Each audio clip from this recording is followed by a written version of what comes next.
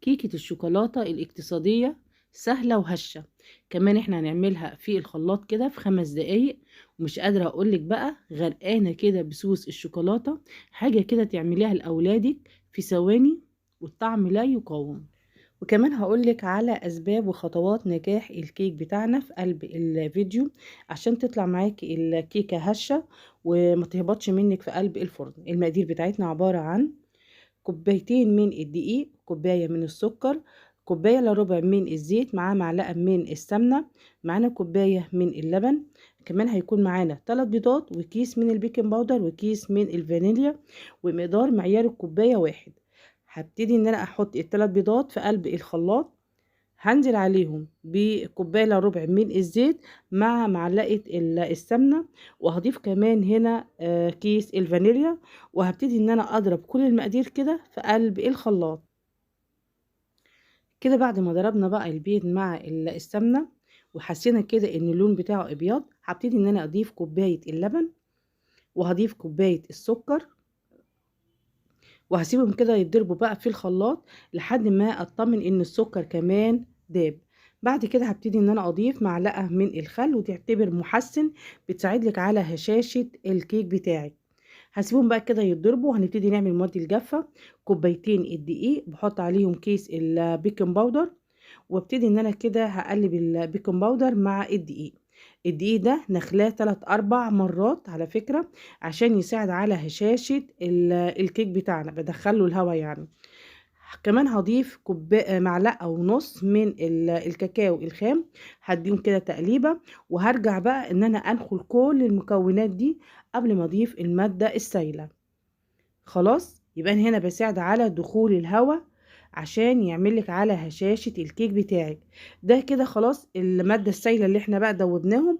هبتدي ان انا اضيف الشفشق ده كله كده كامل على الدقيق بتاعنا والكاكاو، مع التقليب كده المستمر لحد ما يبقى معانا كده الكيك بتاعنا كده متجانس كده مع بعضه. كده خلاص احنا عملنا بقى الكيك بتاعنا كده حلو قوي. هنبتدي بقى نجيب الصينيه بتاعتنا اللي هندخلها الفرن، بحط فيها معلقه من السمنه، وببتدي كده بالفرشه اوزع السمنه دي على جوانب الصينيه مع الارضيه بتاعه الصينيه. بعد كده هديها رشه من الدقيق، وابتدي اعفر الصينيه كده كويس من الجوانب ومن الارضيه بتاعه الصينيه. بعد كده ببتدي ان انا انفض الصينيه كويس من الدقيق. وكده الصينيه بتاعتي كده بقت جاهزه عشان تدخلي الفرن. هبتدي ان انا اصب فيها الكيك بتاعنا. اول ما تبتدي بقى هتشتغلي في الكيك، بتبتدي ان انت قبل ما تشتغلي في الكيك هتكوني انت مولعه الفرن بتاعك ومسخناه. لازم الفرن بتاعك يكون سخن، مثلا حطه على درجه 180 درجه مئويه. هتحط الصينيه على الشبكه، وهتبتدي ان انت تقفلي الفرن. هتسيبي بقى هنا ما تفتحيش على الصينيه خالص عشان ما تدخليش الهواء يعمل على هبطان الكيك بتاعك. بتقعد هي اول ما بتطلع ريحه في حدود ال20 25 دقيقه، بتبتدي تطلع ريحتها. بتسيبي 10 دقايق وبعد كده تقدري ان انت تفتحي الفرن وتبصي عليها. خلاص، يبقى كده عمرها ما هتهبط معاكي خالص صينيه الكيك. درجه سوى الكيك 35 دقيقه على حسب درجه حراره فرنك. هنعمل بقى صوص الشوكولاته. بيتكون من كوبايه دقيق، كوبايه لبن، كوبايه سكر، ومعلقتين من الكاكاو الخام. هجيب كسرولة واحط فيها كوباية السكر مع كوباية اللبن مع كوباية الزيت. هنديهم كده تقليبة كده، احس بس ان السكر ابتدى كده يدوب.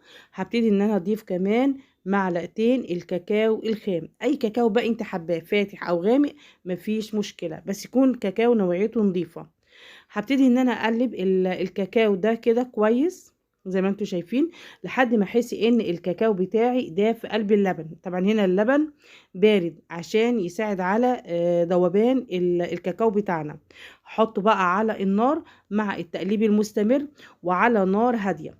انا هنا بسوي الصوص بتاعنا، بيفرق معاكي كتير في الكيكه اللي احنا هنعملها دي.